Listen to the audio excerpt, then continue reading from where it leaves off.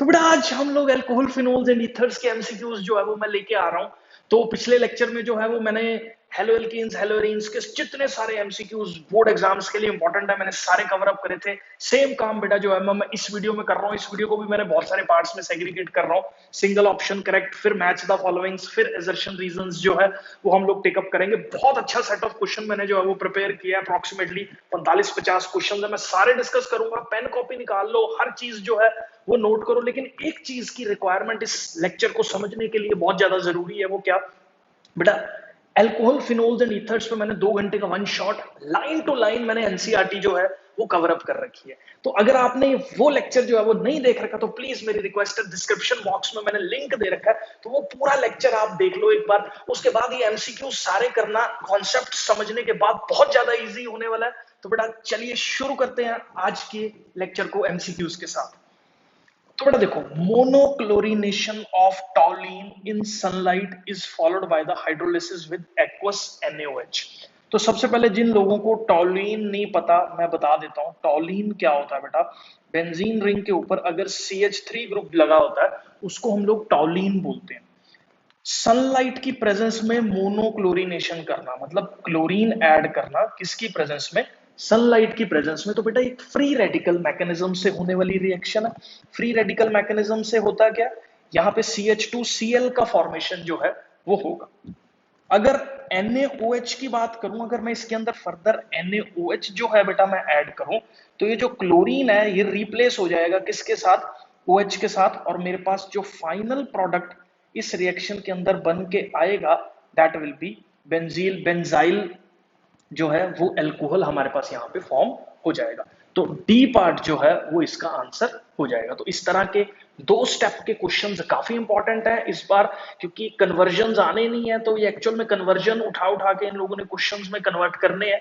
तो ये काफी इंपॉर्टेंट था। आई होप आपको क्लियर है। मोनोक्लोरिनेशन का मतलब याद रखना, सिंगल क्लोरीन को जो है वो हम लोग इसके अंदर ऐड कर रहे हैं। आई होप आपको ये क्लियर है। अच्छी वीडियो लग रही है तो चैनल सब्सक्राइब, लाइक और शेयर कर दो मेरा ये वाला वीडियो। नेक्स्ट क्वेश्चन पे जो है वो मैं मूव कर रहा हूं। How many alcohols with molecular formula C4H10O chiral in nature. ऐसे कितने अल्कोहल्स हैं जो C4H10O फॉर्मूला वाले हैं और वो कायरल इन नेचर है। कायरलिटी का concept haloalkanes haloarenes वाले वीडियो में डिस्क्रिप्शन बॉक्स के अंदर मैंने डाल रखा है, तो वहां मैंने बहुत डिटेल में जो है वो एक्सप्लेन कर रखा है।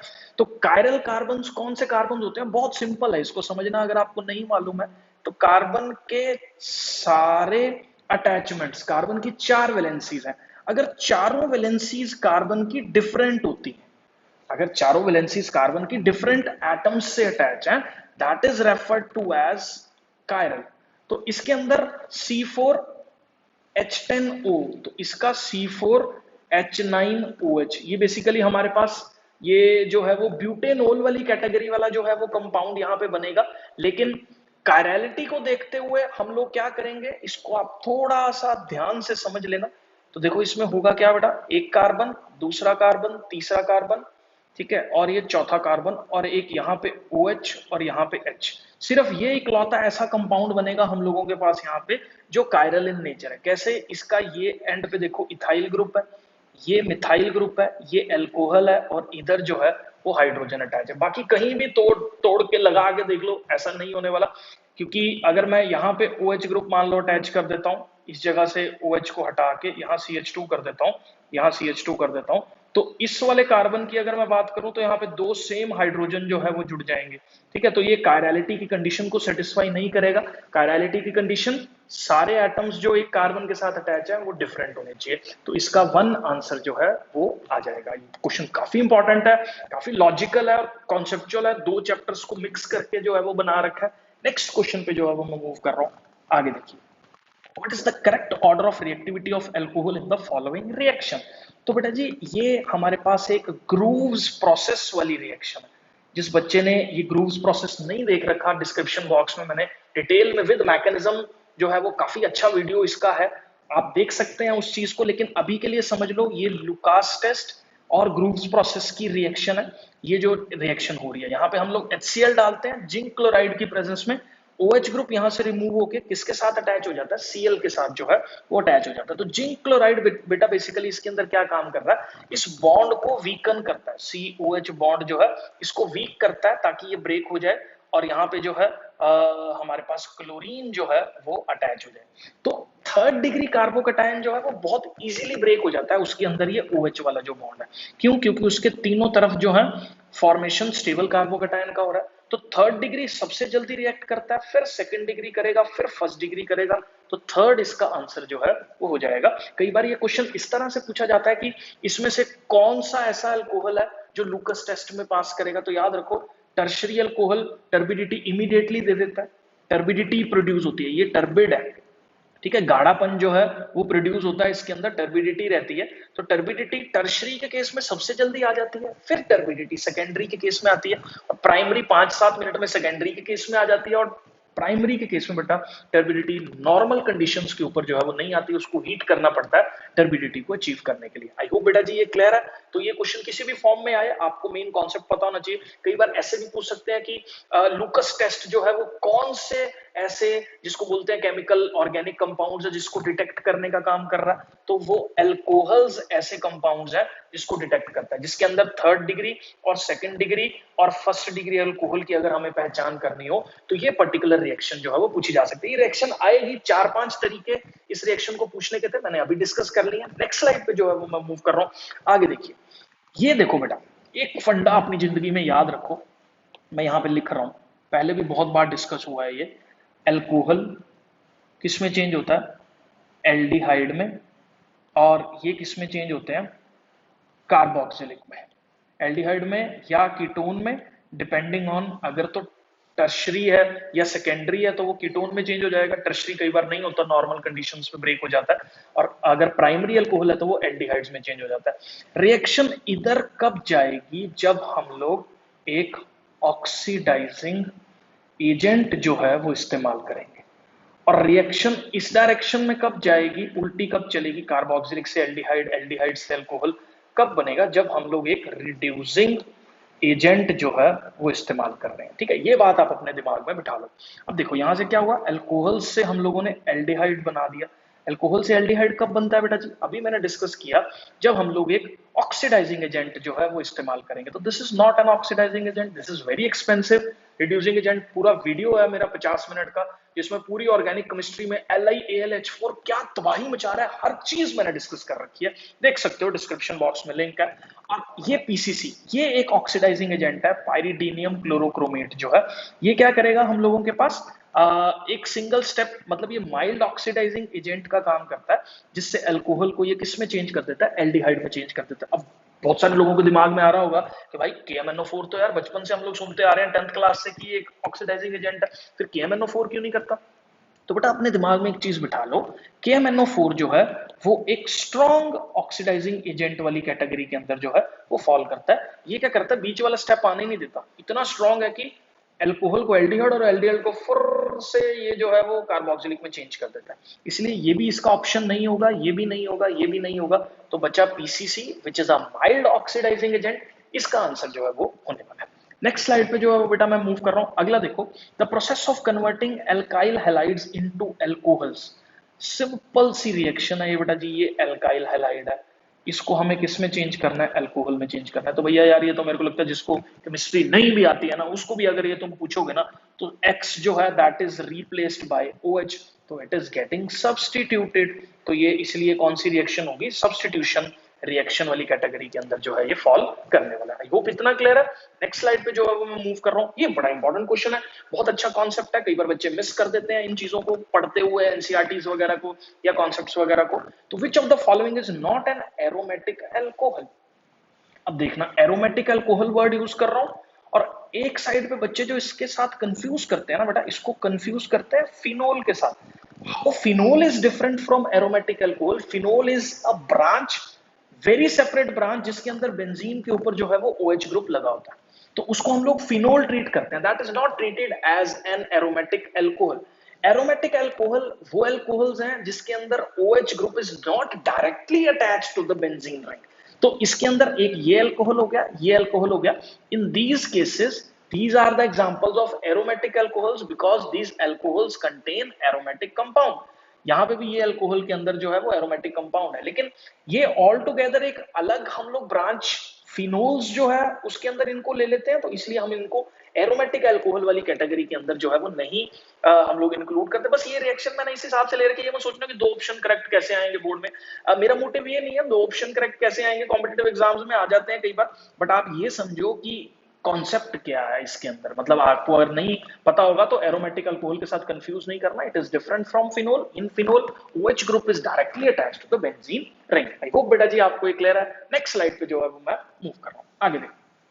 इसका IUPAC नेम जो है वो आपको बताना है। देखो यहां से नंबरिंग जो है हम लोग शुरू करते हैं 1 2 3 4 5 6। OH ग्रुप को प्रेफरेंस दी जाती है नंबरिंग करते हुए, और लॉन्गेस्ट चेन जो है वो हम लोगों के पास यहाँ पे ये वाली होने वाली है। एक IUPAC का क्वेश्चन आएगा ही आएगा, एक दो क्वेश्चंस जो है वो रहने वाले हैं पेपर के अंदर, तो ये यूजुअली एक इग्नोर्ड पार्ट होता है क्योंकि बच्चे रिएक्शंस फोकस करते रहते हैं। फ्री के नंबर है, बहुत ज्यादा मुश्किल क्वेश्चंस बोर्ड के अंदर नहीं पूछे जाते हैं IUPAC कन्वेंशन के अंदर, तो इसी तरह के क्वेश्चंस आने वाले हैं। छोटे बेसिक कॉन्सेप्ट्स हैं, आप एक बार देख लीजिए। तो यहाँ पे देखो 5वें नंबर पे क्लोरो अटैच है, दिस इज 5th नंबर पे जो है वो क्लोरो अटैच है, और है क्या ये हेक्सेन है, जिसके दूसरे नंबर पे ओल अटैच है। ओल, दिस इज अल्कोहल ग्रुप, ये ओल हो गया, तो इसका पूरा नाम क्या होगा 5 क्लोरो 5 क्लोरो हेक्सेन 2 ओल। 5 क्लोरो हेक्सेन 2 ओल जो है वो इसका हम लोगों के पास 1 2 3 4 5 6, this is the longest chain. ये लॉन्गेस्ट चेन है जिसके सेकंड पोजीशन पे जो है वो OH अटैच है, और 5th पोजीशन पे जो है वो हमारे पास क्लोरीन जो है वो अटैच है। आई होप बेटा जी ये क्लियर है। नेक्स्ट स्लाइड पे जो है वो मैं मूव कर रहा हूँ, आगे देखो। IUPAC name of M cresol. ये बेटा कई बार ना ये इस तरह के कॉमन नेम केमिस्ट्री में काफी ज्यादा इस्तेमाल किए जाते हैं और बच्चे यूजुअली कंफ्यूज हो जाते हैं। मैच द फॉलोइंग्स में जितने कॉमन नेम्स हैं उसको मैंने एक मैच द फॉलोइंग करके स्लाइड जो है वो बना रखी है, जिसमें मैं सारे आपको क्लियर करने वाला हूं, तो आप अपने दिमाग में बिठा लो। क्रिसोल जो है बेटा इसके अंदर क्या होता है, इसकी जो थर्ड पोजीशन है ना इस पे मिथाइल ग्रुप जो है वो अटैच होता है। फिनोल के अंदर अगर मेटा पोजीशन पे मिथाइल ग्रुप अटैच हो, that is referred to as M cresol. अगर O क्रिसोल है तो ऑर्थो पोजीशन पे CH3 ग्रुप अटैच हो, और अगर हमारे पास P क्रिसोल है तो पैरा पोजीशन पे जो है वो हमारे पास अगर CH3 अटैच है। तो यहाँ पे देखो बेटा जी हमारे पास बेसिकली जो बात हो रही है that is the M cresol. तो M क्रिसोल की बात करते हैं 1 2 3, तो बेटा यहाँ पे 3 वाले पार्ट पे इज अ मिथाइल ग्रुप, तो 3 methyl and this is referred to as phenol. तो यहाँ पे क्या हो गया 3 मिथाइल फिनोल जो है वो इसका एग्जांपल हो जाएगा। नेक्स्ट स्लाइड पे बेटा जी मैं मूव कर रहा हूं, आगे देखो। IUPAC name of the following compound, ये काफी इंपॉर्टेंट कॉन्सेप्ट है, इसको देख लेना। यहाँ पे लॉन्गेस्ट चेन हम लोग सिलेक्ट करेंगे 1 2 3, तो इसको मैं एक बार पेन से नोट कर देता हूं। This is 1 2 and 3 and this is referred to as मिथ है, लेकिन ऑक्सीजन साथ में अटैच है तो मिथॉक्सी। सेकंड पोजीशन पे जो है ये सब्स्टिट्यूएंट मिथॉक्सी अटैच है, और ये 3 कार्बन सिंगल बॉन्डेडली हम लोग क्या बोल देंगे प्रोपेन जो है वो बोल देंगे। तो ये इसका आंसर जो है वो होने वाला है। नेक्स्ट स्लाइड पे बेटा जी मैं मूव कर रहा हूं, आगे देखो। अब हम लोग इनसे बाहर निकल रहे हैं IUPAC नेमिंग से आगे। बहुत इंपॉर्टेंट है बेटा ये कॉन्सेप्ट, एक्चुअली थोड़ा सा 11th से साथ में रिलेटेड जो है वो रहता है। इसमें क्या पूछा हुआ, which of the following acts as a strongest base. तो बेटा इसके अंदर क्या पूछा है कि इसमें से स्ट्रॉन्गेस्ट बेस जो है वो कौन सा है। याद रखना वीक एसिड्स जो है उनका जो बेस होता है वो कॉन्जुगेट बेस बोलते हैं, वो बहुत स्ट्रांग होता है। वीक एसिड्स बहुत स्ट्रांग कॉन्जुगेट बेस जो है वो बनाते हैं। नहीं पता तो ना मैं एक सिंपल भाषा में आपको समझाता हूं, देख लेंगे इसको ध्यान से। H2O, this is what OH negative और H पॉजिटिव में ब्रेक होगा। ये मान लो हमारे पास क्या है ROH, it will break into RO negative plus H positive. ये क्या है C6H5OH, it will break into C6H5O negative plus H positive. तो this is conjugate base, this is conjugate base, this is conjugate base, this is conjugate base, ये सारे conjugate base है। अब सबसे week जो है वो कौन से वाला होगा, वीक एसिड इसके अंदर कौन सा है ROH, क्योंकि water is a stronger acid than alcohols, तो एल्कोहल यहां पे वीक है। फिनोल तो अच्छा एसिड है, तो अल्कोहल सबसे वीक एसिड है, तो इसका जो कॉन्जुगेट बेस होगा ये मोस्ट स्ट्रॉन्ग जो है वो रहने वाला है। जबकि इस केस में तो ये और अच्छा एसिड है, और स्ट्रॉन्ग एसिड है, इवन इससे भी ज्यादा स्ट्रॉन्ग है, क्योंकि यहाँ पे इलेक्ट्रॉन विदड्रॉइंग ग्रुप जब अटैच हो जाता है बेटा जी किसी भी बेंजीन रिंग के साथ, तो वो एसिडिटी का जो करेक्टर है उसको इंप्रूव कर देता है। ठीक है, तो इसका आंसर जो है ROH होने वाला है। सबसे वीक एसिड ढूंढ लो, जो सबसे वीक एसिड से बना हुआ है that is the strongest base. ये इक्विलिब्रियम का कॉन्सेप्ट है क्लास 11th का। नहीं याद है तो आप इस लाइन को जो मैंने नीचे लिखी हुई है इसको आप अपने दिमाग में अच्छे से बिठा लो। इस तरह के क्वेश्चंस जो है वो आने वाले हैं इस बार। नेक्स्ट स्लाइड पे बेटा जी मैं मूव कर रहा हूं। विच of the following compound reacts with sodium hydroxide in the water solution. देखो सोडियम हाइड्रोक्साइड बेटा जी हम लोगों के पास NaOH एक्वस NaOH की बात की जा रही है। इट इज अ बेस, ये एक बेस है। इसमें से कौन सा कंपाउंड इससे रिएक्ट करेगा which has the most acidic character, क्योंकि एसिड प्लस बेस जो है बेटा वो हम लोगों के पास क्या फॉर्म करते हैं, सॉल्ट प्लस वाटर का फॉर्मेशन जो है वो हम लोगों के पास करते हैं। तो इसमें से most strong acid is this phenol. तो ये फिनोल जो है इसमें सबसे स्ट्रॉन्ग एसिड है, इसलिए ये इसका आंसर जो है वो होने वाला है। बेंजाइल अल्कोहल नहीं रहेगा, फिनोल से वीकर एसिड है, तो इसमें से सबसे बेस्ट तरीके से जो है वो NaOH के साथ फिनोल रिएक्ट करेगा, क्योंकि ये सबसे स्ट्रॉन्ग एसिड्स इन चारों के अंदर जो है हम लोगों के पास प्रेजेंट है। नेक्स्ट स्लाइड पे बेटा जी मैं मूव कर रहा हूं। Phenol is less acidic than. अब ये देखो, याद रखो इस चीज को, जो भी बेटा इलेक्ट्रॉन विदड्रॉइंग ग्रुप है जैसे कि NO2 वो इंक्रीज करता है किस चीज को, एसिडिटी को। ये बात इसका कॉन्सेप्ट है ये वाला कि एसिडिटी जो है इलेक्ट्रॉन विदड्रॉइंग ग्रुप इंक्रीज करता है, जैसे NO2 है। अब देखो ये हमारे पास क्या है, ये फिनोल है, और फिनोल के साथ ही हम लोगों के पास अगर ऑर्थो पोजीशन पे NO2 अटैच हो जाए तो this is electron withdrawing group, and electron withdrawing group increases the acidity of the compound. So this is more acidic. This is more acidic than what? Phenol. तो but obvious है phenol is less acidic than this. बाकी देखो electron donating group जो है वो acidity को decrease करते हैं। इसके अंदर मिथाइल ग्रुप हो गया या मिथॉक्सी ग्रुप हो गया, that are in the category of electron donating group which decreases the acidity. तो इसमें बेसिकली क्वेश्चन के अंदर ये पूछ रखा है कि फिनोल से ज्यादा कम एसिडिक जो है वो कौन है, विच of the compound is less acidic, come acidic जो है नहीं सॉरी ये गलती होगी यहाँ पे, फिनोल इज लेस एसिडिक। तो फिनोल किससे कम एसिडिक है, तो ये नाइट्रोफिनोल से जो है ये कम एसिडिक होगा, क्योंकि electron withdrawing group increases the acidity. I hope बेटा जी ये क्लियर है। नेक्स्ट स्लाइड पे जो है वो मैं मूव कर रहा हूँ।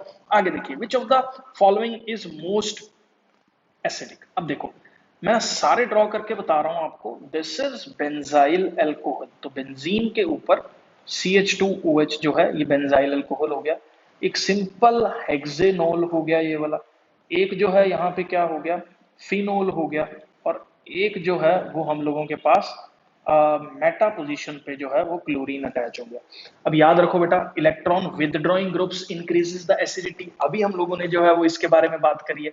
तो ये chlorine is a electron withdrawing group, क्योंकि इट हैज इंडक्टिव इफेक्ट, इसकी इलेक्ट्रोनेगेटिविटी ज्यादा है, इट डीएक्टिवेट्स द बेंजीन रिंग, जिसकी वजह से क्या होता है, फिनोल की एसिडिटी जो है वो इंक्रीज कर जाती है। इसीलिए M क्लोरोफिनोल जो है वो मोस्ट एसिडिक होने वाला है इसके ऊपर। बेटा एक क्वेश्चन गारंटी जो है इन 4-5 क्वेश्चन के सेट्स में से आने वाला है, क्योंकि acidity is the very important concept. तो इसके ऊपर अक्सर जब सब्जेक्टिव एग्जाम्स हुआ करते थे तो भी ये वाले क्वेश्चंस जो है वो पूछे जाते थे। अब इस बार अगर मान लो ऑब्जेक्टिव्स हम लोग बात करके चलें तो ये सारे के सारे क्वेश्चंस जो है वो बहुत इंपॉर्टेंट होने वाले हैं। नेक्स्ट स्लाइड पे जो है वो मैं मूव कर रहा हूँ। आगे हम लोग बात करेंगे फिजिकल प्रॉपर्टीज की। फिजिकल प्रॉपर्टीज पे मैंने क्वेश्चन डाला है यहाँ पे, तो यहाँ पे देखो प्रोपेनोल है, ब्यूटेनोल है, ब्यूटेन 2 ओल है, और पेंटेन 1 ओल है। तो इसमें से सबसे ज्यादा जो है वो बॉइलिंग पॉइंट किसका होगा। तो एक बात बेटा याद रखो, एल्कोहल्स का बॉइलिंग पॉइंट के अंदर हाइड्रोजन बॉन्डिंग एक बहुत बड़ा फैक्टर प्ले करती है, क्योंकि एल्कोहल्स में हाइड्रोजन बॉन्डिंग होती है, तो एल्कोहल्स का जो बॉइलिंग पॉइंट है वो यूजुअली ज्यादा रहता है इवन ईथर से, एल्डिहाइड से। दूसरा बेटा, जितना ज्यादा मास होता है, जो बॉइलिंग पॉइंट है that is directly proportional to the mass. जितना ज्यादा मास होगा उतना ज्यादा बॉइलिंग पॉइंट होगा। तो यहाँ पे देखो, यहाँ पे जो पेंटेनोल का मास है वो सबसे ज्यादा और प्रोपेनोल का मास जो है वो सबसे कम है, तो इसलिए पेंटेनोल का बॉइलिंग पॉइंट सबसे ज्यादा होगा, फिर हमारे पास सबसे कम किसका होगा, प्रोपेनोल का होगा। अब कंफ्यूजन क्रिएट हो गया 2 और 1 में, क्योंकि इसमें तो मॉलिक्यूलर फॉर्मूला सेम है। तो बेटा जी आप याद रखो, ब्रांचिंग से ब्रांचिंग से डिक्रीज होता है क्या, बॉइलिंग पॉइंट। जितनी ज्यादा ब्रांचिंग उतना बॉइलिंग पॉइंट कम। तो ऑब्वियसली ब्यूटेनॉल तो एकदम ही स्ट्रेट चेन वाला हो गया, वन ओल वाला, ब्रांचिंग नहीं है इसके अंदर। जबकि यहाँ पे ब्यूटेन टू ओल की अगर मैं बात करूं तो सेकंड पोजीशन पे जो है वो OH ग्रुप अटैच है, तो यहाँ पे ब्रांचिंग होगी, ब्रांचिंग डिक्रीज करेगी। तो इसीलिए सबसे ज्यादा पेंटेन वन ओल रहेगा, फिर ये रहेगा, फिर ये रहेगा और फिर ये रहेगा। आई होप बेटा जी ये क्लियर है आपको। नेक्स्ट स्लाइड पे जो है वो मैं मूव कर रहा हूँ, आगे देख लेना बेटा। बहुत इंपॉर्टेंट क्वेश्चन है ये वाला और काफी जो है वो कॉन्सेप्चुअली आपको समझना पड़ेगा। मार्क द करेक्ट ऑर्डर, मैंने ना इसके ऑप्शंस नहीं लिखे हुए, हम लोग अभी यहीं पे सॉल्व करते हैं। तो याद रखो, इलेक्ट्रॉन विदड्रॉइंग ग्रुप इंक्रीज करता है एसिडिटी को, और यहां पे ना मैं सिंबल लगा देता हूं, इंक्रीज करता है, और इलेक्ट्रॉन डोनेटिंग ग्रुप डिक्रीज करता है। तो अब यहाँ पे ना पहले आइडेंटिफाई करते हैं इलेक्ट्रॉन विदड्रॉइंग ग्रुप्स जो है वो हमारे पास कौन कौन से हैं। ठीक है, एक सेकंड रुको। तो देखो, ये येलो में, इसको येलो में मैं मार्क कर रहा हूँ, electron withdrawing group, this is electron withdrawing group. ठीक है, और ये स्काई ब्लू में मैं इलेक्ट्रॉन डोनेटिंग ग्रुप, ये भी इलेक्ट्रॉन डोनेटिंग ग्रुप है हम लोगों के पास। ठीक है, तो इलेक्ट्रॉन विदड्रॉइंग ग्रुप सबसे ज्यादा हमारे पास क्या है, एसिडिक होंगे।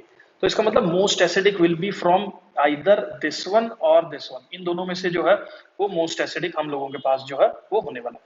तो अब देखो, क्योंकि पैरा पोजीशन पे नेगेटिविटी रहती है इसके रेजोनेटिंग स्ट्रक्चर्स के अंदर, अगर हम लोग बात करें तो इसका रेजोनेटिंग स्ट्रक्चर में इस पॉइंट पे नेगेटिव चार्ज आता है और वहीं पे इलेक्ट्रॉन विदड्रॉइंग ग्रुप अटैच है। तो ये बहुत अच्छी बात है कि जहां पे नेगेटिव चार्ज आ रहा है वहां से फट से इलेक्ट्रॉन जो है वो खींचने वाला है। जबकि यहाँ पे जो है वो मेटा पोजीशन पे अटैच है, मेटा पोजीशन पे रेजोनेटिंग स्ट्रक्चर के अंदर नेगेटिव चार्ज नहीं आता। तो नंबर वन मतलब मोस्ट एसिडिक जो है वो हम लोगों के पास ये होने वाला। इसके बाद ये second, this will be in on the second number, क्योंकि इलेक्ट्रॉन विदड्रॉइंग ग्रुप तो अटैच है ही है। दूसरा बेटा जी, यहां पे भी सेम काम करते हैं हम लोग ब्लू वाले केस में। इसको देखो जरा, ये electron withdrawing group Meta position पे अटैच है, electron withdraw sorry donating group जो है वो पैरा पोजीशन पे अटैच है।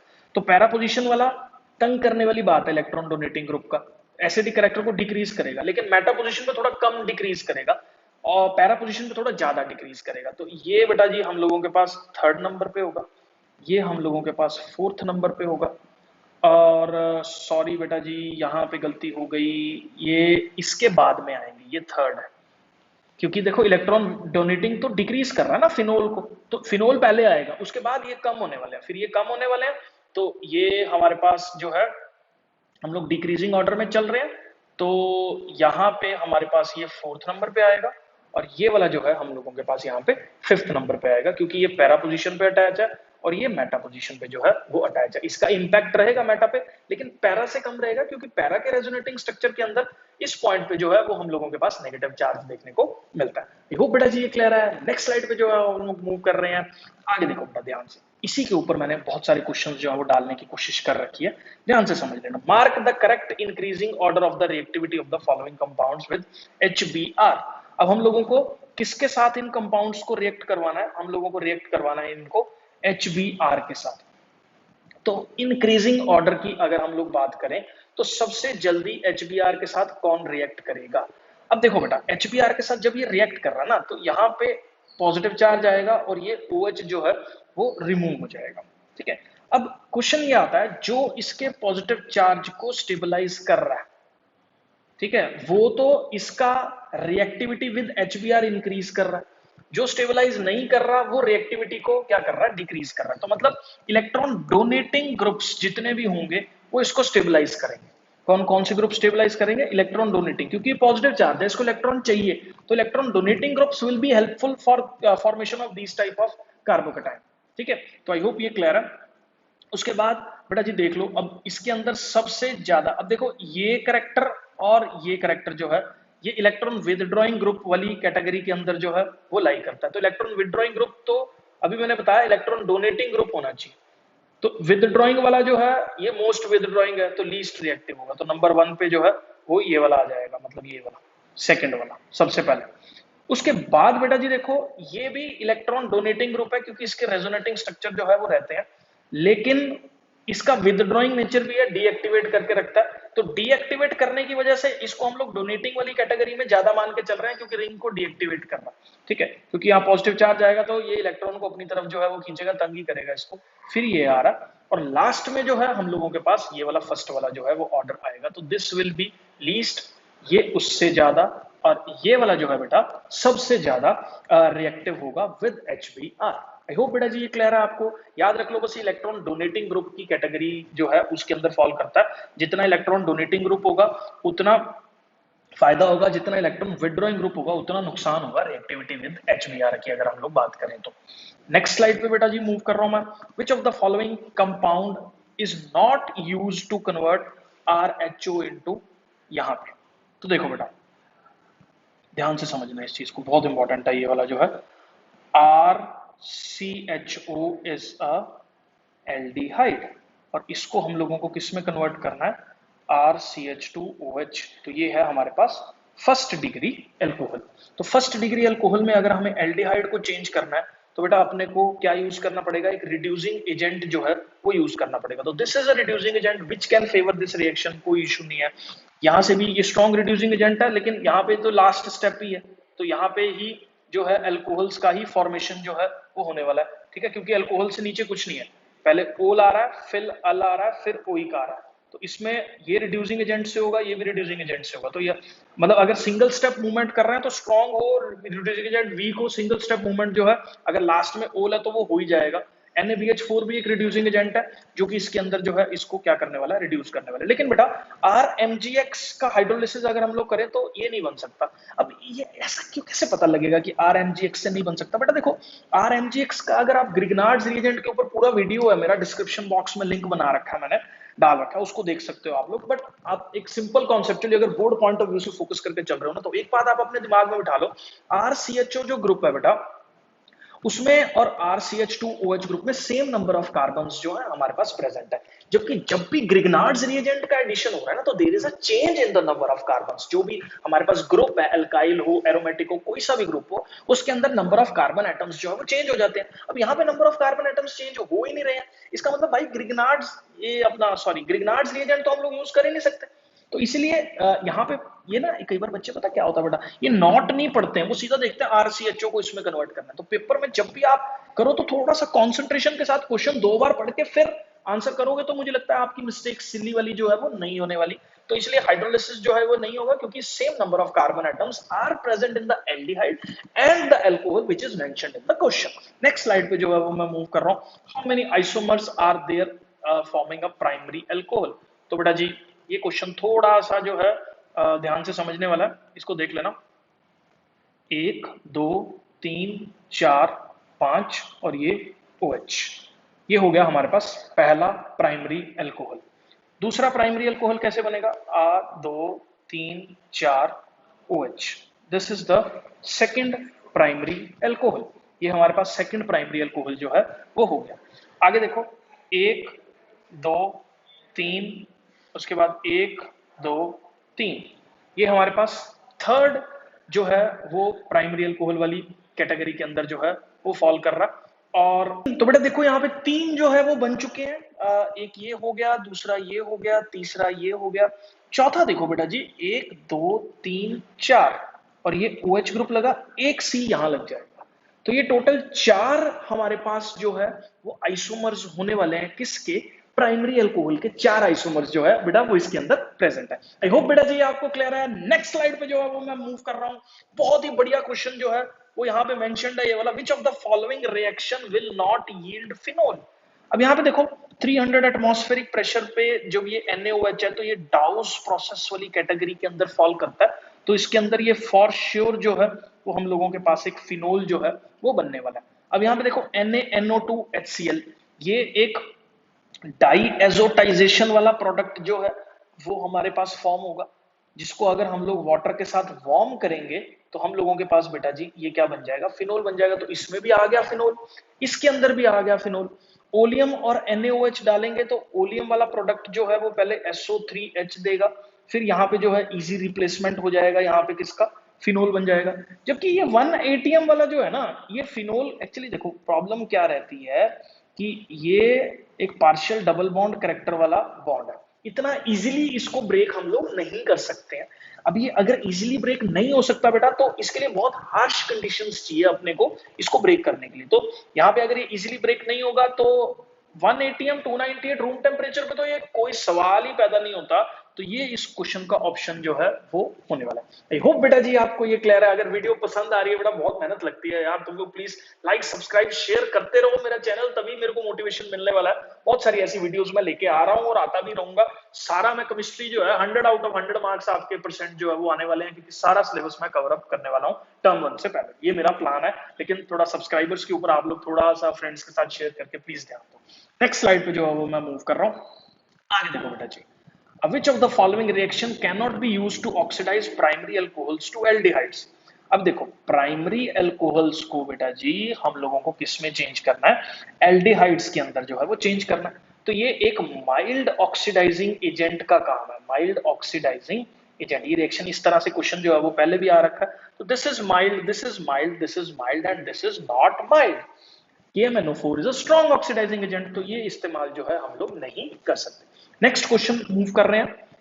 Which of the following can be distinguished from phenol can be distinguished from ethanol by, ये कैसे डिस्टिंग्विश कर रहा है? तो देखो ब्रोमीन वाटर के अंदर फिनोल जो है ना वो व्हाइट कलर के प्रेसिपिटेट्स जो है वो फॉर्म करता है, और इसके साथ रेड और पर्पल कलर के प्रेसिपिटेट्स जो है वो फॉर्म होते हैं। नेक्स्ट पेज पे मैंने सारी 2 लाइंस लिख रखी हैं, आप प्लीज उनको नोट कर लो, ठीक है, कि किस तरह से हम लोग, तो ये 2 आ जाएंगे। सोडियम नहीं डिटेक्ट कर सकता और ये ऑल ऑफ द अबव तो है ही नहीं इसका। तो आगे देखो ethanol and phenol both reacts with sodium, तो इसलिए इसको डिस्टिंग्विश करने के लिए हम लोग इस्तेमाल नहीं कर सकते हैं, पहली चीज।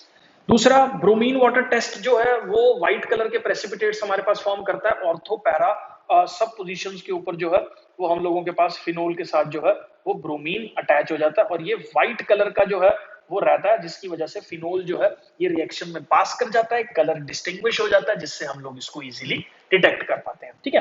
अब FeCl3 का क्या फंडा है बेटा जी? न्यूट्रल FeCl3 जो है वो पर्पल, ब्लू और रेड कलर्स का फॉर्मेशन कर रहा है, ठीक है, और इथेनॉल कोई इसके साथ प्रतिक्रिया जो है वो नहीं करता, इसीलिए फिनोल को जो है हम लोग FeCl3 से भी डिटेक्ट कर सकते हैं। नेक्स्ट स्लाइड में बेटा जी मूव कर रहे हैं। काफी इंपॉर्टेंट कॉन्सेप्ट है ये वाला, which of the following are benzylic alcohols. तो ये बहुत कंफ्यूज हो जाते हैं बच्चे इस तरह के क्वेश्चंस के अंदर।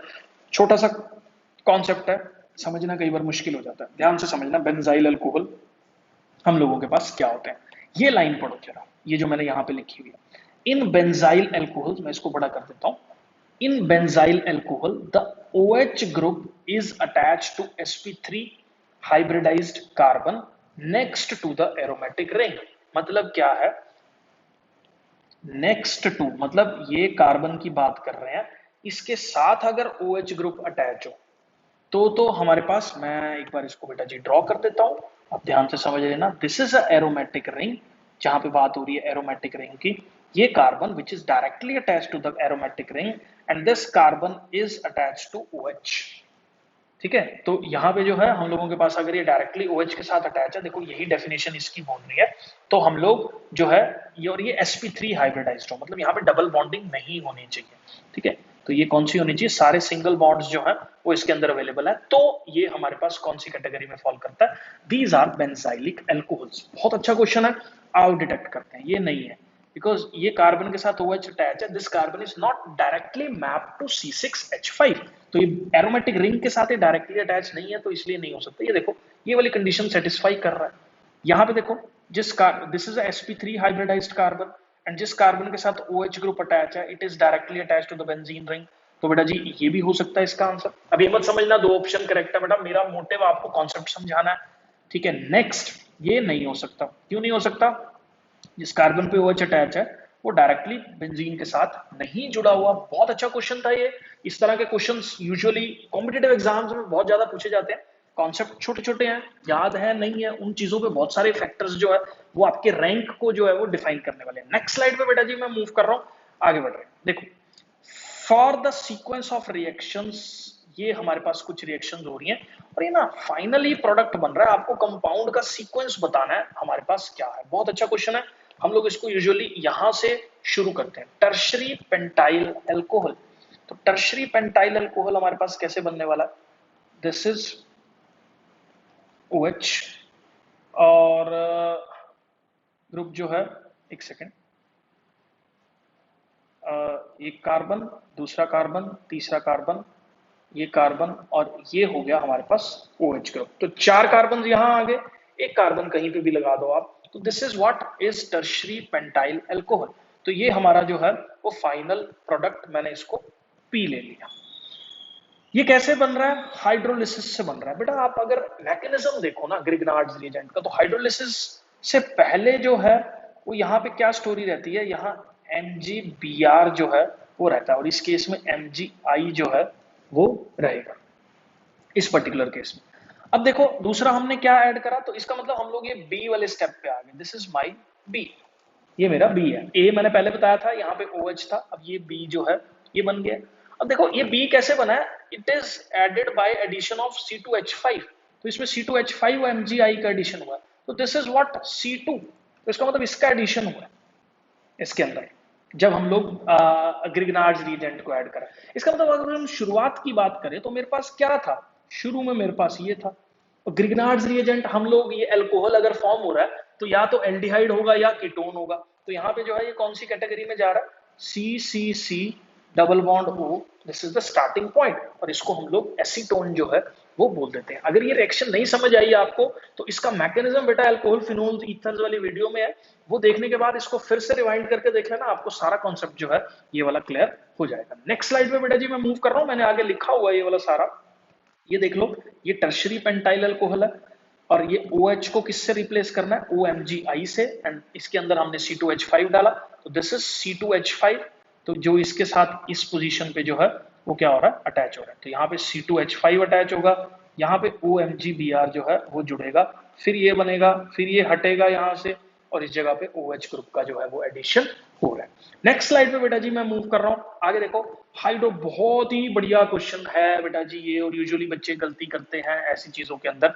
हाइड्रोबोरेशन के कॉन्सेप्ट में ना एक बात आप अपने दिमाग में बिठा लो, एंटी मार्कोनिकोव्स रूल के हिसाब से जो है वो एडिशन हो रहा है।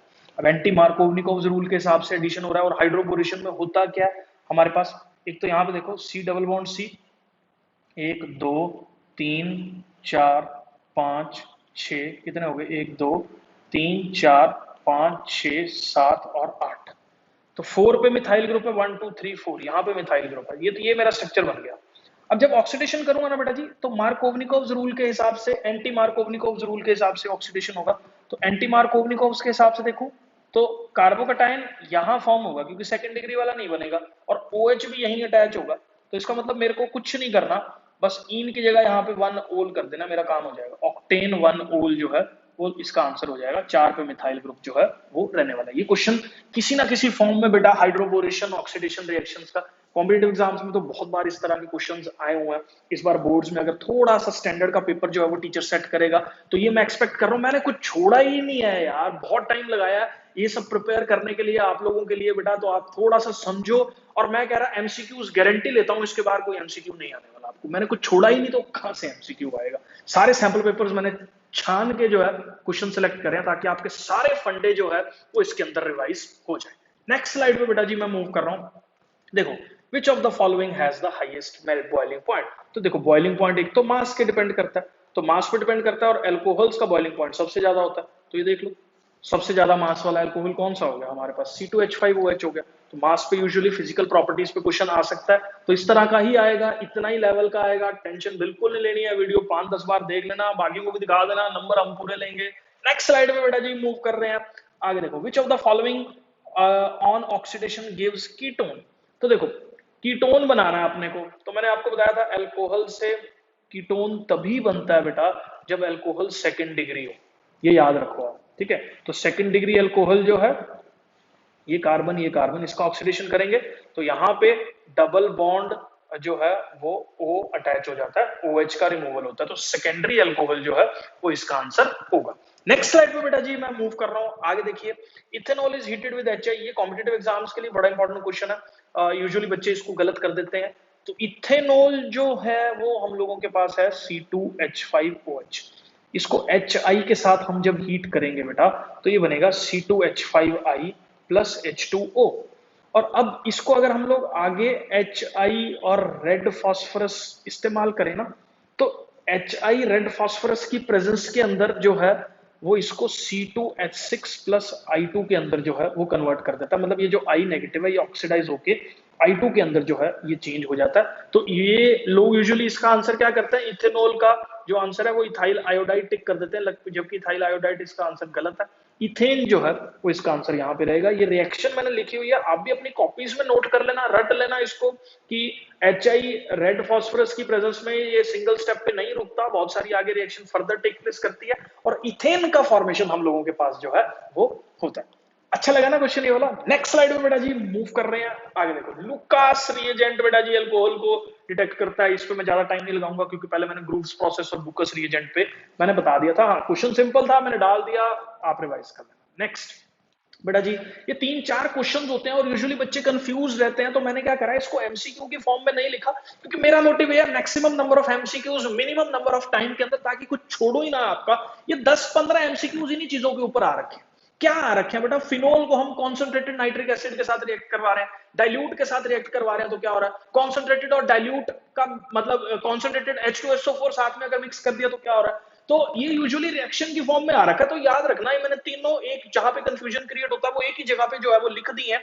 फिनोल को अगर आप कॉन्सेंट्रेटेड नाइट्रिक एसिड और H2SO4 साथ में डाल के डालोगे ना, तो पिक्रिक एसिड का फॉर्मेशन जो है वो हम लोगों के पास हो रहा है। मैं यहाँ पे थोड़ी सी रिएक्शन जो है आपको यहाँ लिख के दे देता हूं। तो यहाँ पे क्या हो रहा है, कॉन्सेंट्रेटेड HNO3 और H2SO4 अगर हम लोग डालेंगे बेटा जी, तो हमारे पास क्या रहेगा, OH, NO2, NO2 और NO2।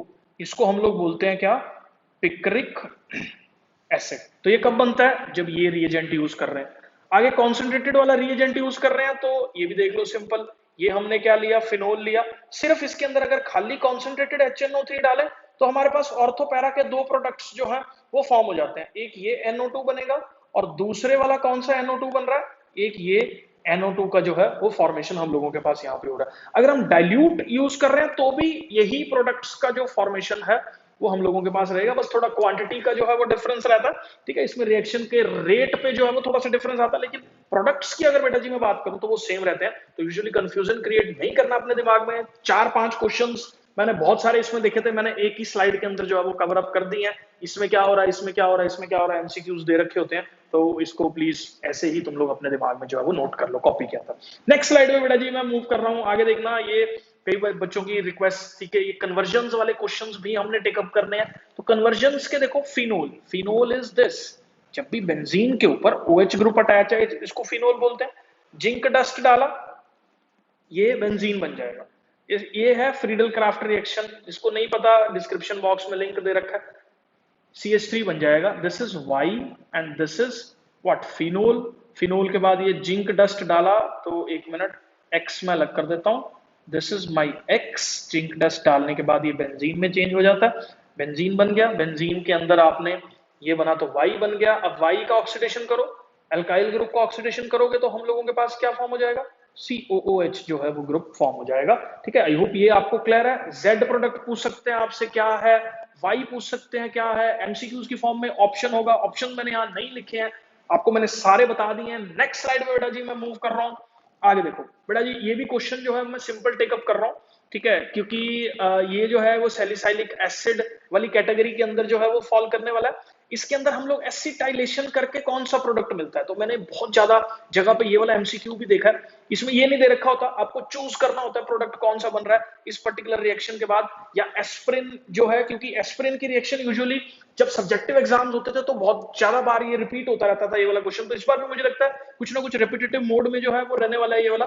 तो ये वाला जो ग्रुप है इस जगह पे अटैच होगा, और ये एसिटाइल ग्रुप जो है जिसको हम लोग C double bond O CH3 और ये O जो है एसिटाइल ग्रुप जो है इसके अंदर अटैच हो जाएगा, जिसको हम लोग क्या बोल देंगे, एसिटाइलेशन जो है वो बोल देते हैं। डिटेल में रिएक्शन अल्कोहल फिनोल ईथर्स का वन शॉट के अंदर जरूर देख लो, पूरा वहां पे जो है वो एक्सप्लेन कर रखा है। लेकिन हाँ एमसीक्यूज में ये बहुत बार ये वाले ऑप्शन पूछे गए हैं। किसी में जो है ये COCH3 ग्रुप यहाँ लगा के पूछ लिया, किसी में यहाँ लगा के पूछ लिया, किसी में यहाँ जोड़ के पूछ लिया। ठीक है, बस आपको ये याद रखना है ऑर्थो पोजीशंस पे जो है एक जगह एसिटाइल ग्रुप है, एक जगह COO ग्रुप है। एस्पिरिन का फॉर्मेशन जो है यहाँ पे हम लोगों के पास हो रहा है। मजा आ रहा है? नेक्स्ट स्लाइड पे मूव कर रहे हैं। चलो जी, ये बेटा जी मैंने ये भी बहुत बार एमसीक्यूज में पता कैसे पूछ रखा है ये वाला क्वेश्चन। इसने दो रिएक्शन दे दी, ये नहीं लिखे उसके अंदर। इसने बोला कि ये रिएक्शन हो रही है, इसकी कंडीशन है ए कॉमा बी, इसकी कंडीशन है सी कॉमा डी। इस रिएक्शन की कंडीशन दे दी ए कॉमा बी, इस रिएक्शन की कंडीशन दे दी सी कॉमा डी। तो आप बताओ ए बी सी डी क्या है? तो आपको पता होना चाहिए कि इथीन जो है वो H2SO4 के साथ 443 केल्विन पे बन रहा है, और ईथर जो है वो H2SO4 के साथ 413 केल्विन पे बन रहा है। तो यहाँ पे डिफरेंस जो है वो क्रिएट हो रहा है। उन्होंने चार ऑप्शंस और चार जो है अलग अलग करके दे रखे हैं। जैसे फॉर एग्जाम्पल उसने यहाँ लिख दिया ये ए है, ये बी है, ये सी है, ये डी है। तो उसके बाद इसने पूछना शुरू कर दिया कि क्या ए मतलब जैसे ए जो है वो कुछ 300 केल्विन है या 400 केल्विन है, मतलब बहुत सारे मल्टीपल ऑप्शन जो है वो क्रिएट कर दिए। ये आपको याद रखनी है कंडीशन, पेपर में क्वेश्चन आ सकता है, बहुत ज्यादा इंपॉर्टेंट जो है ये हमारे पास पॉइंट रहता है। अगली स्लाइड पे बेटा जी मैं मूव कर रहा हूं। एक बेटा और याद रखो, ये भी क्वेश्चन मैंने ऑप्शंस के फॉर्म में नहीं लिखा हुआ, लेकिन क्वेश्चन में डिस्कस कर रहा हूं। Williamson synthesis involve which of the following mechanisms when the attack. अब विलियमसन सिंथेसिस जब होता है ना बेटा, मैकेनिज्म्स पे क्वेश्चन आने वाला है। मैकेनिज्म में कौन सा अटैक टेक प्लेस कर रहा है वो आपको जानना पड़ेगा। याद रखो विलियमसन सिंथेसिस में SN2 अटैक होता है। अब क्वेश्चन आता है विलियमसन सिंथेसिस में SN2 अटैक क्यों होता है, वीडियो देख लो। मैं नेक्स्ट स्लाइड पे जो है वो बता रहा हूं आपको। विलियमसन सिंथेसिस में एक प्रोडक्ट ये रहता है, और एक ये यहाँ पे हमारे पास एल्काइल जो है वो ब्रोमाइड है। ये इस पे एक जगह से अटैक करता है और ये धीरे धीरे धीरे धीरे जो है वो रिमूव होता रहता है। तो यहाँ पे वाल्डन इन्वर्जन जो है वो कन्फिग्रेशन का रहता है, एक साइड से अप्रोच करेगा, दूसरी साइड से रिमूव होगा, और हमारे पास ये ईथर जो है यहाँ पे फॉर्म होगा। तो इस तरह के जहाँ पे कन्वर्जन हो रहे हैं या इस तरह के एडिशन हो रहे हैं उसको हम लोग SN2 एडिशन बोल देते हैं। SN1 में तो कार्बोकेटाइन बन रहा है, कार्बोकेटाइन इसके अंदर बन नहीं रहा विलियमसन सिंथेसिस में, तो SN2 मैकेनिज्म से तो इस तरह के क्वेश्चन पूछे जा सकते हैं कि जैसे एजर्शन रीजन में पूछ लिया कि विलियमसन सिंथेसिस में जो अटैक हो रहा है वो SN2 है, और रीजन दे दिया उसके नीचे तो वाल्डन इन्वर्जन हो रहा है या कुछ भी है। तो आप उस तरह के कॉन्सेप्ट्स के अंदर ये क्वेश्चन बहुत सारी बार रिपीट था। रेपिटेटिव क्वेश्चंस को मैंने एक जगह इकट्ठे करके बिना ऑप्शंस के आपके साथ कॉन्सेप्ट के तौर पे जो है वो डिस्कस कर रहा हूं। नेक्स्ट स्लाइड में बेटा जी मैं मूव कर रहा हूं, आगे देखिए।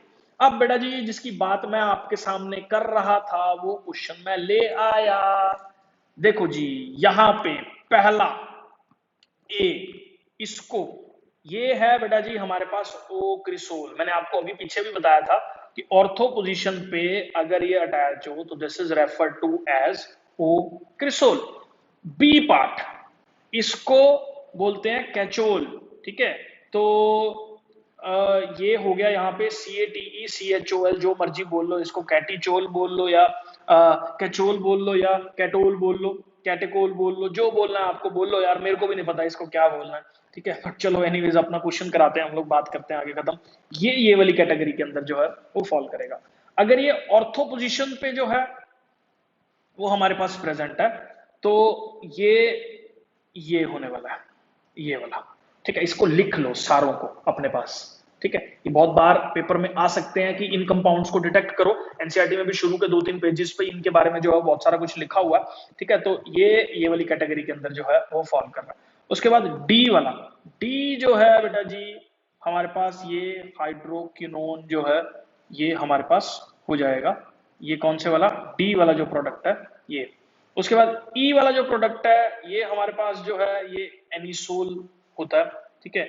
और ये जो एफ वाला प्रोडक्ट है ये हम लोगों के पास जो है ये ईथर है। ये मैंने ईथर्स वाली स्लाइड में भी जब शुरू किया था तो शुरू में बताया था, सॉरी ये वाला फेनेटोल जो है ये वाला, ये लास्ट वाला ईथर जो है वो फेनेटोल है। मतलब एक साइड पे जो है वो बेंजीन रिंग है, एक साइड पे ये है, एक साइड पे C2H5 जो है वो अटैच है। यार ये ना इसमें कुछ समझाने लायक नहीं है, क्योंकि सिर्फ ये आपको अपने दिमाग में बिठाने, क्योंकि ये कॉमन नेम्स है सारे के सारे, ठीक है। कॉमन नेम्स किसका किसके साथ मैप है, मैंने इतने सारे क्वेश्चंस को क्लब कर दिया इसके अंदर ताकि आपका दिमाग जो है वो जो ऑप्शन है वही रहे। मतलब वो पूछ लेंगे एनिसोल का क्या फॉर्मूला है, इसका क्या फॉर्मूला है, उसका क्या फॉर्मूला है, ओक्रिसोल क्या होता है, क्यूनोन क्या होता है, ठीक है। तो इस तरह के क्वेश्चंस में आप लोग कंफ्यूज रहने वाले हो तो ये यहाँ पे आंसर्स दे रखे हैं, ये इसके ऑप्शंस दे रखे हैं, नोट कर लो, रट्टा मार लो। अगली स्लाइड पे जो है वो मैं मूव कर रहा हूँ।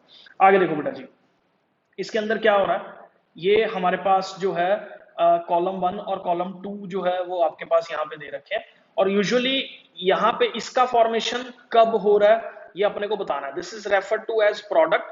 तो कौन सी ऐसी रिएक्शन है जिससे ये हो रहा है, तो देखो इतनी सारी रिएक्शंस थी एक जगह क्लब हो जाएंगी।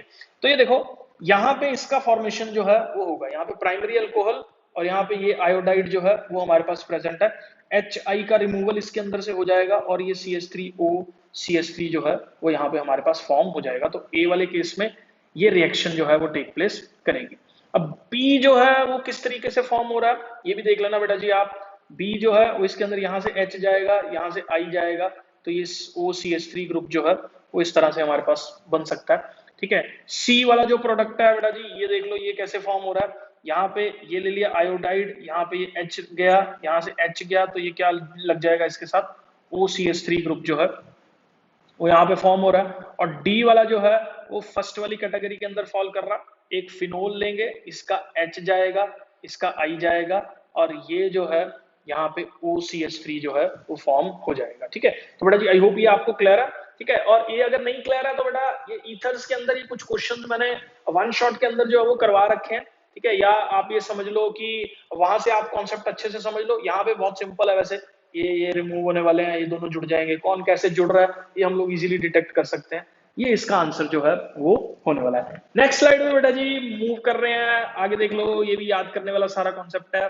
एंटी फ्रीज जो कि कार के अंदर यूज होता है, तो वो इथाइलिन ग्लाइकोल है। ये बात आपको अपने दिमाग में बिठा लेनी है, ये लिख लो कहीं पे, इन चीजों को नोट कर लो। परफ्यूम के अंदर सॉल्वेंट्स के तौर पे जो है वो इथेनॉल का इस्तेमाल किया जाता है, दारू का इस्तेमाल किया जाता है। आगे starting material of the picric acid, picric acid की अगर मैं बात करूं तो वो फिनोल से बनाना शुरू करते हैं हम लोग, तो फिनोल हो गया स्टार्टिंग मटेरियल। वुड स्पिरिट बेटा बड़ा इंपॉर्टेंट क्वेश्चन था, मिथेनॉल को जो है वो हम लोग बोल देते हैं वुड स्पिरिट।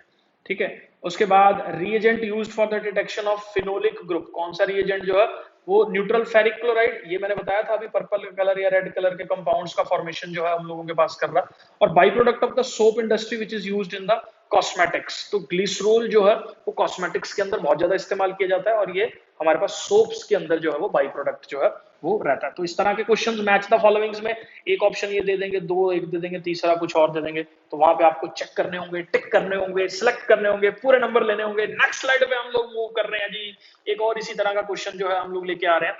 तो मिथेनॉल की अगर मैं बात करूं तो मिथेनॉल, ये देखो ये अभी डिस्कस कर लिया, वुड स्पिरिट।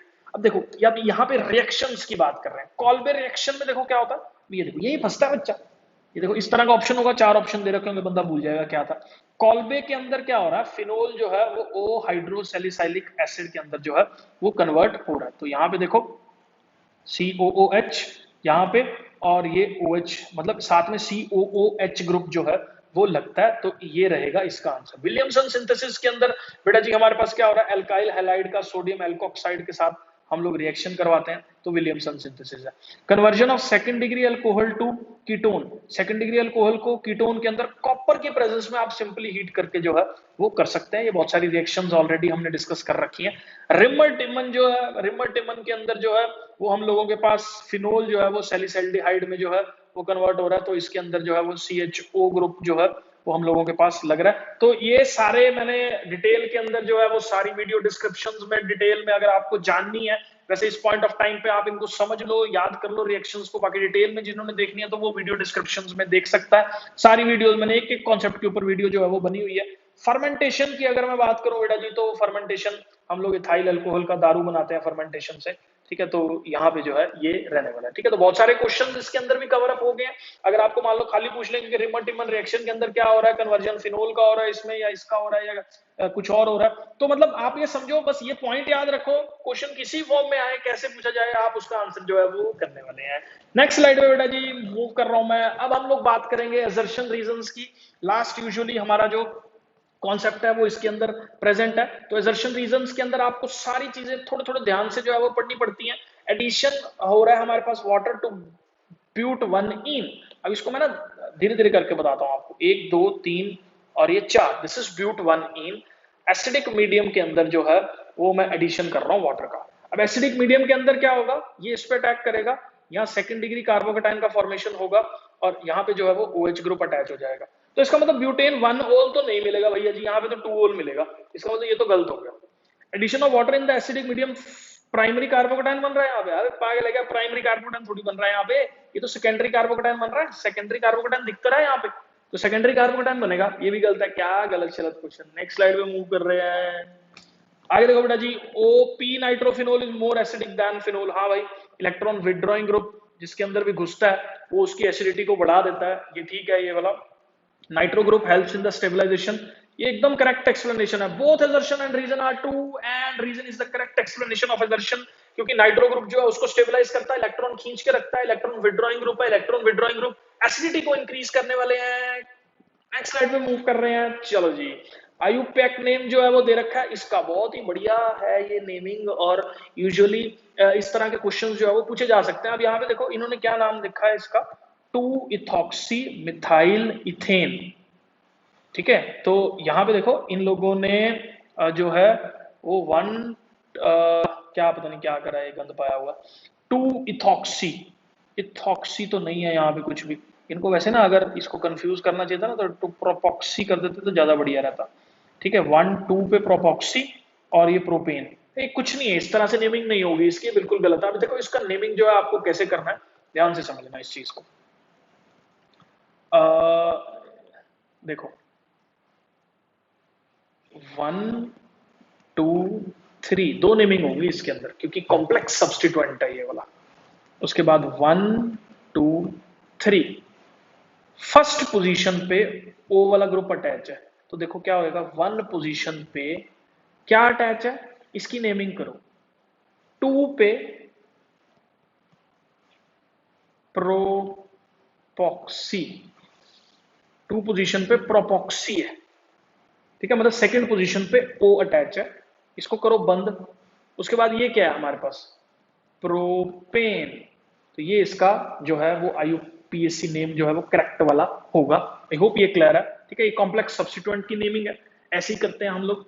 आगे देखो, in IUPAC nomenclature ether is regarded as a hydrocarbon derivative in which hydrogen atom is replaced by OH या OR, ये सही है, ठीक है। तो ये assertion is wrong, reason is correct, क्योंकि ईथर के अंदर OR ग्रुप ही ईथर होता है कार्बन के साथ जो अटैच है। नेक्स्ट स्लाइड पे मूव कर रहे हैं, बेटा सिंपल था, आप अपने आप देख लेना। Bond angle in ether is slightly less than tetrahedral, tetrahedral का बॉन्ड एंगल 109 होता है भाई, और ईथर के केस में तो बहुत ज्यादा। आप देखो यहाँ पे ना, यहाँ फंसता बंदा, फिर बच्चे पूछते रहते हैं यार मेरे से भी कि सर ये एंगल याद करने होते हैं, एंगल याद करने होते हैं। लो जी, एंगल याद करने होते हैं। देखो इस तरह से क्वेश्चन अगर पूछ लिया, मान लो बढ़िया सा बना के इन्होंने, क्या करोगे, ये C और ये जो है एंगल 120 से अप्रोक्सीमेटली है, तो ये बॉन्ड एंगल स्लाइटली लेस तो नहीं है, गलत हो गया, ये वाला बड़ा है, क्योंकि 109 होता है टेट्राहेड्रल का। The repulsion between the two bulky groups, there is repulsion, ये सही है, रिपल्शन तो होएगी, ये बड़े अगर ग्रुप्स लग जाएंगे ईथर्स के साथ तो उसमें बल्की ग्रुप्स के अंदर रिपल्शन जो है वो हमारे पास रहने वाली है। Reason is correct, assertion is wrong. Next slide पे मूव कर रहे हैं। Boiling point of the alcohol and ether are high, boiling point of alcohols and ethers are high, नहीं ईथर्स का तो हाई नहीं होता, अल्कोहल्स का माना हाई है लेकिन ईथर्स का हाई नहीं है। They form intermolecular hydrogen bonding, ether कोई इंटरमॉलिक्यूलर हाइड्रोजन बॉन्डिंग जो है वो नहीं फॉर्म करता। फिजिकल प्रॉपर्टीज करके अल्कोहल फिनोल्स ईथर्स के वीडियो के अंदर आप एक्सप्लेनेशन जो है इसकी देख लो, ये दोनों गलत है ये वाला। नेक्स्ट स्लाइड पे मूव कर रहा हूं मैं। Like bromination of benzene, bromination of phenol is also carried out in the presence of Lewis base. इसने बोला फिनोल का जो ब्रोमिनेशन है उसके लिए लुईस एसिड की जरूरत अपने को पड़ेगी, FeBr3 ले लो। तो इस केस में ज्यादा जरूरत जो है वो नहीं पड़ती है बेटा, क्योंकि bromination of benzene, bromination of phenol is carried out in the presence of, नहीं ये नहीं हो रहा, क्योंकि ये रेजोनेंस स्टेबलाइज्ड स्ट्रक्चर होने की वजह से इसके यहाँ पे नेगेटिव चार्ज डेंसिटी ज्यादा है, जिससे Br जो है वो, क्योंकि यहाँ पे जो क्लाउड है, इलेक्ट्रॉन क्लाउड काफी बड़ा रहता है, तो जिसकी वजह से खुद सेल्फ पोलराइज हो जाता है, और सेल्फ पोलराइज होने के बाद इसके ऊपर जो है वो आराम से अटैच हो जाता है, कुछ इसकी खास जरूरत जो है वो नहीं पड़ती है। हाँ ये सही है, लुईस एसिड पोलराइज करता है ब्रोमीन के मॉलिक्यूल को, बट ये गलत हो गया हमारे पास, ठीक है, इसमें जरूरत नहीं पड़ती है, ठीक है, ये बात याद रखना, ये छोटे छोटे पॉइंट्स है, काफी इंपॉर्टेंट था। नेक्स्ट स्लाइड पे मूव कर रहा हूं बेटा जी मैं, आगे देख लो, 2-3 क्वेश्चन और रह गए।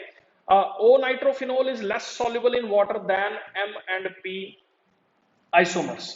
देखो लेस सॉल्युबल क्यों है, देखो O नाइट्रोफिनोल का जो स्ट्रक्चर है ना भाई, वो खुद की ही मॉलिक्यूल जो है ना वो NO2 है, मान लो ये O नाइट्रोफिनोल हो गया, इसके अंदर ये इंट्रामोलिकुलर, मतलब एक ही मॉलिक्यूल के अंदर हाइड्रोजन बॉन्डिंग जो है वो रहती है, जिससे वाटर के साथ हाइड्रोजन बॉन्डिंग ये गधा नहीं कर पाता, गधा नहीं है मतलब ऑब्वियसली, वाटर के साथ हाइड्रोजन बॉन्डिंग ना करने की वजह से बेटा जी ये लेस सॉल्युबल है वाटर में, जबकि M और P आइसोमर्स जो है वाटर के साथ एकदम मस्त चकाचक इंटरमॉलिक्यूलर हाइड्रोजन बॉन्डिंग जो है वो कर रहे हैं, ये बेचारा इंट्रामोलिकुलर में ही उलझा पड़ा है, जिसकी वजह से ये गलत हो गया स्टेटमेंट जो है। एक मिनट, हाँ लेस सॉल्युबल है, ये सही हो गया statement. M and P nitrophenol exist as associated molecules.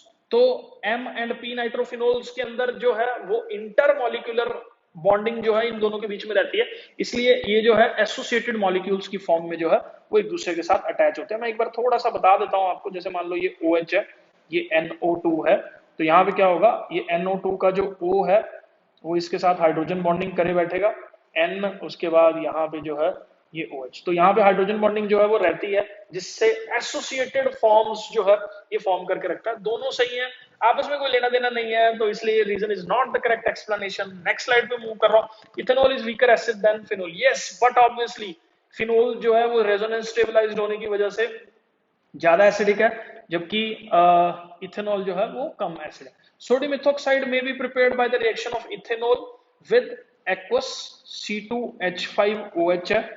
इसकी रिएक्शन NaOH के साथ करा के नहीं होगा, क्योंकि बेटा ये बेस है and it is even a weaker acid than water. ये मैंने पहले भी डिस्कस किया था जब हमें आयन जो है वो चूज करना था बेसिक वाला, तो ये जो है हम लोगों के पास गलत स्टेटमेंट होगी। इसको हाँ प्रिपेयर करना तो सोडियम यूज कर लो, सोडियम यूज करोगे तो हाइड्रोजन गैस एक पॉपअप साउंड के साथ जो है वो प्रोड्यूस होगी, लेकिन NaOH के साथ ये रिएक्शन बिल्कुल नहीं होगी। नेक्स्ट स्लाइड पे बेटा जी मूव कर रहा हूँ। Phenol forms 2,4,6 tribromophenol on treatment with bromine in carbon disulphide, no not in the carbon disulphide. Bromine water के अंदर करता है ये वाला, ब्रोमीन वाटर के साथ ये फॉर्म करता है, कार्बन डाइसल्फाइड के साथ नहीं करता, तो ये गलत हो गया। Bromine polarises the carbon disulphide molecule, नहीं यार ब्रोमीन का कोई मतलब नहीं है इसको पोलराइज करने का। कार्बन डाइसल्फाइड मॉलिक्यूल के अंदर जो है वो CS2 है, ब्रोमीन इसको पोलराइज, ब्रोमीन की कहां इतनी औकात है इसको पोलराइज कर दे, दोनों गलत है। और फिनोल के साथ ये जो है हमारे पास ये वाला प्रोडक्ट जो है वो नहीं फॉर्म होगा। नेक्स्ट स्लाइड पे मूव कर रहा हूं मैं। Phenol gives ortho para product on nitrogen, देखो मैंने बोला था ना ये जर्शन रीजन की फॉर्म में पूछे या किसी और फॉर्म में पूछे, तो ऑर्थोपैराफिनोल जो है वो नहीं बनाता, क्योंकि इसके कॉम्बिनेशन में पिक्रिक एसिड का फॉर्मेशन जो है वो हो रहा है। हाँ OH group in phenol is ortho para directing, ये सही है। आगे तो बेटा जी बस मेरे को लगता है यार सारे क्वेश्चन डिस्कस हो गए, बहुत मजा आया मेरे को लगता है। बहुत सारे ऐसे कॉन्सेप्ट जो थे मैं कह रहा गारंटी अभी यहाँ पे लिख के ले रहा हूँ मेरे से, एक क्वेश्चन भी इससे बाहर आ गया, तो सारे क्वेश्चन 2-4 बार रिवाइज कर लो, लिख लो कॉपी के अंदर यार। और थोड़ी सी शर्म दया अगर और हीन भावना अगर मेरे लिए नहीं है तुम्हारे अंदर, तो प्लीज शेयर लाइक सब्सक्राइब करते रहो भाई प्लीज, ठीक है ना, क्योंकि मैं बहुत बड़े बड़े ड्रीम्स लेके चल रहा हूँ। केमिस्ट्री टर्म 1 की मेरे को खत्म करनी है, तो मोटिवेशन अगर नहीं मिलेगा तो वो काम नहीं होने वाला। चलो बेटा जी मिलते हैं नेक्स्ट वीडियो में, बाय बाय, टेक केयर। हाँ डिस्क्रिप्शन बॉक्स में जरूर बता देना कि आप नेक्स्ट वीडियो जो है वो कौन सी देखना चाहते हो और कब देखना चाहते हो, मैं उसी हिसाब से जो है वो प्रेपरेशन कर रहा हूँ, क्योंकि बच्चों को डिमांड पे बहुत सारी वीडियोस मैं बनाता जा रहा हूँ। Bye bye, take care, sayonara.